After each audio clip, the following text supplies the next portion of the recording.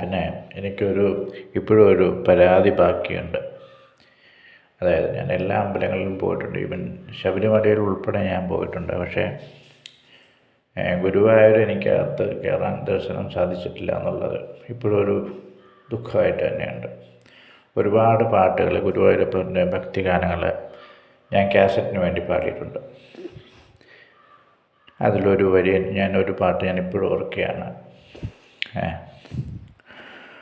ഒരു നേരമെങ്കിലും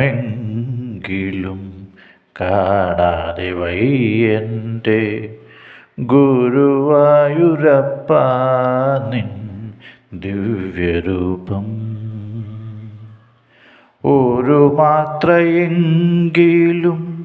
കേൾക്കാതെ വയ്യ നിൻ മുരളി പൊഴിക്കുന്ന ഗാനാലാപം. മുരളി പൊഴിക്കുന്ന ഗാനാലാപം. ഒരു നേരമെങ്കിലും കാണാതെ വയ്യൻ്റെ ഗുരുവായൂരപ്പാ നിൻ ദിവ്യരൂപം.